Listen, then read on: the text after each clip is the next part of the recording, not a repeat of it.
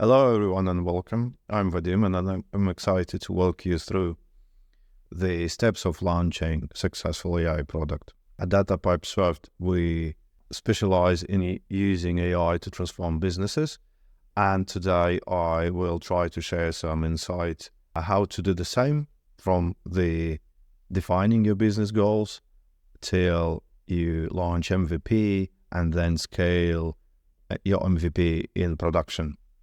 Despite AI is a large hype today, the models themselves can solve a lot of problems and can optimize plenty of business processes. In order to start integrating it, you have to know in advance how not to fail.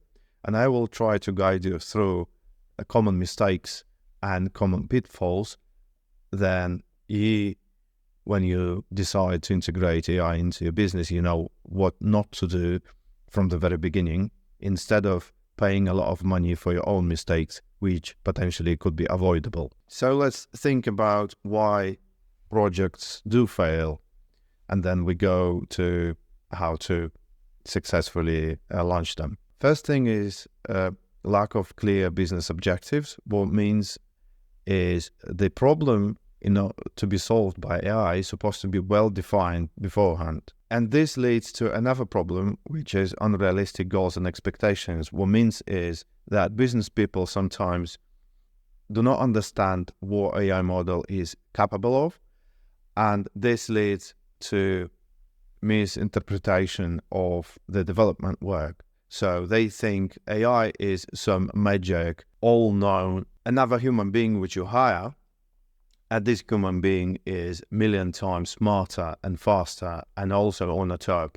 it's almost free to run. And this is a main mistake. Also, underestimating technical complexity.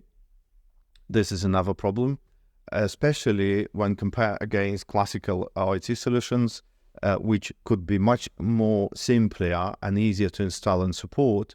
Hard to predict that you have to pay a lot of computation for just training the models and then running them in a production for inference.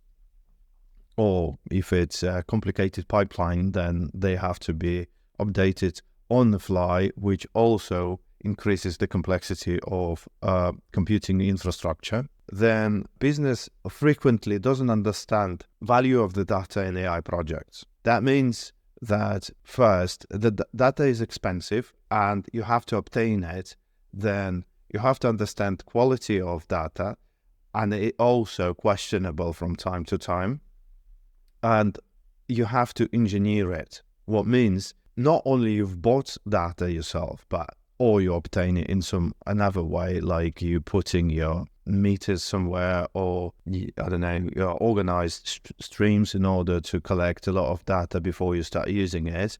You have to engineer it. What it means is you have to put an appropriate structure, making sure it's digestible by the model, and then model can extract some information out of it, which could be used by business later. Expertise and collaboration, another big thing. And the problem here lies, again, if we compare with classical IT product, then the rules there are well defined. So you've got your Git, you've got your pull requests, you've got your coding specifications, unit test, and so on and so forth. And project manager can define the problem, estimate it, and expect results on it. In comparison, AI product is different because it involves a lot of insights, and plenty of benchmarks are not determined, and that means a team supposed to have absolutely different communication level. That means if you've got a data engineer, so that engineer has to be clearly understood what kind of data he can prepare. And the person who runs the experiments, let's say the scientists or the person who runs the research, they have to clearly explain what they do need for their models and what kind of limitations all of them do have. So that's another thing. And well-defined benchmarks is another part of it. So what that means is that you have to clearly explain from the business perspective what you do expect, then research department comes to you and say, right, your expectations are not reachable. I'm sorry, you have to expect something else. Or they say, it's doable. However, you will be willing to pay X amount of money and wait Y amount of time. It is responsibility of business to well define what specific problem AI is going to be solving. This means that it's going to be some sort of automation or some sort of predictive analytics, customer experience improvement. I will cover this later, but most likely particular AI solution is going to be embedded in existing IT infrastructure.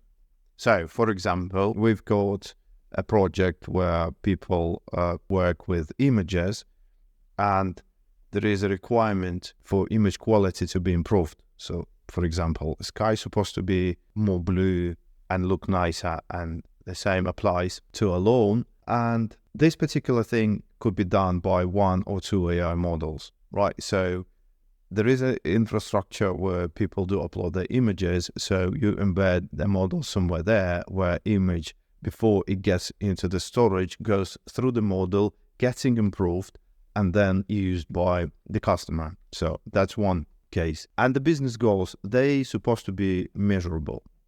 So you have to understand clearly, does AI work for your business or not? Because it's expensive, of course.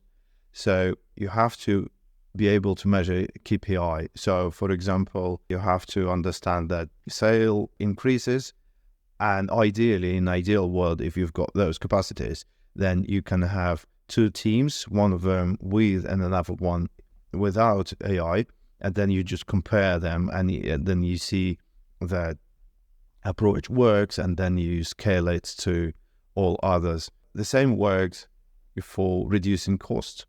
Again, another project out of ours where we run large LLM model on the description of Amazon infrastructure, and LLM model, sometimes even better than trade Amazon engineer, drops suggestions how to cut costs. For example, it's getting objects on S3 and analyzing their usage and coming down with the suggestion that that bucket could be put in a Glacier, which is ways cheaper than just regular S3 bucket, and it saves a lot of money because our company has a lot of storage capacities rented on Amazon. One of the examples. Yeah, and those metrics, KPIs or another goals, they have to be in numbers. And of course, you can like rise them higher or drop them lower when you see the performance of the model, and then you analyze its quality. However, they have to be defined in the first place. So engineers, they have to know what kind of goals they're reaching. Otherwise, they will just present you particular experiment results, which mean nothing. And then, okay, what are we doing next? Hey, maybe we try this approach or that approach. But in reality, it never comes closer to the goals you're trying to reach. Another important topic is how to define appropriate technology stack, because more complex things may give you better results, but they will create a lot of friction where you have to pay a lot of money for the friction. And sometimes the results could be reached much cheaper and more robust technology, libraries, for example. There are deep learning models for images, which creates particular, which find something on an image, or they draw something on an image, and so on and so forth. However, sometimes there are algorithms which are doing exactly the same thing, but it's much cheaper.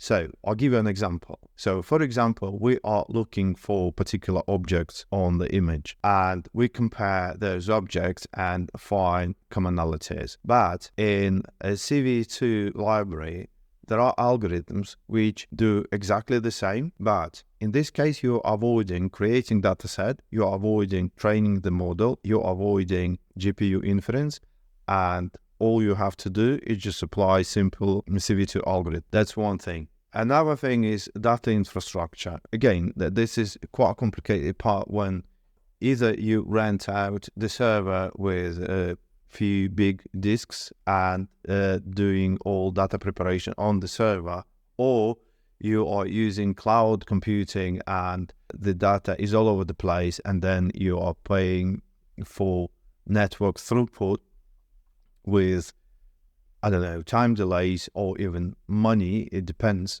But again, every tool is good for particular task, and sometimes complexity is not the best approach. So in Datapipesoft, we are keeping in mind that everything could be done much simpler, and if it's possible, we always present the simplest solution, or at least the simplest solution could navigate what to use later as more expensive or more complex thing. So that's about defining the technology stack. Another important concept which is not existing in classical IT solutions is MVP. So MVP for AI project is much more important than in any other area. And this is why the complexity of AI product could be endless. And in order to minimize it, in order to save money, in order to take decisions quicker, you have to get the understanding where are you going and what are you going to use before you spend a lot of money. So how it works and what it means for MVP and how we do here in Datapipesoft. So basically what we do is just we create two benchmarks, MVP and production. And MVP benchmark is lower than the production one. However, when we reach MVP, then first we do the research which approaches we are going to try out in order to use that benchmark. And while reaching it, we also do the research and we have some conclusions to be done. And while MVP is complete, sometimes, not most of the time, sometimes the approach is radically changed compared to how we thought in the beginning. Now, MVP is important because it's a dirty approach first, because you don't care about 100% clearness of the data. You don't care about how to make everything spot on, and model sometimes fails in some unpredictable spots. However, you get the understanding, and the research team is getting, well, first of all, because especially if problem is new and never been touched before, then you have to spend some time analyzing what other people have done, how they've done it, what kind of results they achieved.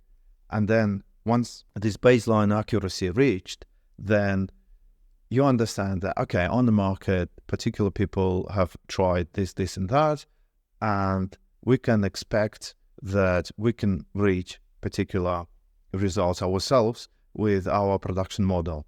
Now, when you do MVP, you don't have to think about scaling, because scaling is very important. If classical server can serve, I don't know, 1,000 people a second and so on and so forth, this is absolutely not possible for AI, right? So if every inference is taking 1 or 2 seconds, then you get 60, 30 people being served in a minute, while the server itself costs you something like, I don't know, $1,000 a month.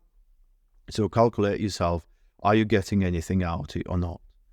And when you create your MVP, that means it's going to be like 10 times, 100 times cheaper, but you start understand how customers do react on your AI model. Does it do anything useful?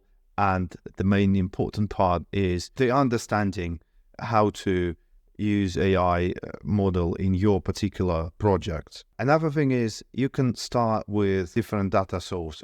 That means is the data itself is very expensive. Well, first, it's expensive to obtain it.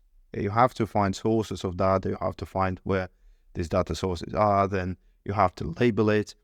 This is expensive. If it's automatic labeling, then you have to pay for development of algorithm which is going to label it. Otherwise, you have to hire people who are going to label it. And again, it's expensive. Now, in order to check the hypothesis, you don't have to do all that hassle. All you have to do is just create algorithmically synthetic data set. You can create it. If we are talking about computer vision, you create some synthetic in some gaming platforms. If we're talking about other textual data sets, you can just pull particular documents without labeling them and ask LLM to label them. And LLM does relatively good job, enough to run your experiment and understand that the model has a potential if you spend more money in order to get more accurate benchmarks. So when you are getting 85, 89% with synthetic data, it's obvious that if you improve data quality, that the quality of your model also improves and the business wins. And also, last part here is that you just look at user feedback, and user would tell you do they like product themselves or no, and maybe they give you feedback, and this feedback will help you to navigate your ideas in order how to change your model in a way, because sometimes we are thinking about customers in one way, but in reality their desires are absolutely different. Yeah, so in order to conclude, I would like to just remind that setting proper business goals, which will be solved with AI, that's number one thing. And this is, in my estimation, the most important part before you even start thinking about spending money on AI. Then important thing what leads to a failure is ignoring users' feedback, because sometimes users don't like what AI gives them and business ignores it. Underestimating development challenges, and this means that you have to calculate the price of getting data, you have to calculate the price of training the model and training costs, and you have to calculate the production costs, which do involve scalability and ability to serve large amount of users with the model itself. And another important part is, because life changes, data changes, then you have to train your models on new data. And what that means is then you are like a hamster in a wheel, where you solve the problem, new problem arises, then you have to solve another one. For that, you have to obtain new data set, retrain your model, and sometimes this process never ends. So that's probably it. Thank you very much for your attention. If you've got any questions, please submit them, and we are glad to help any business to provide consultations, how to integrate any AI part in their workflow. Also, we could analyze your particular business case and get back to you with the suggestions. Thank you very much for your attention.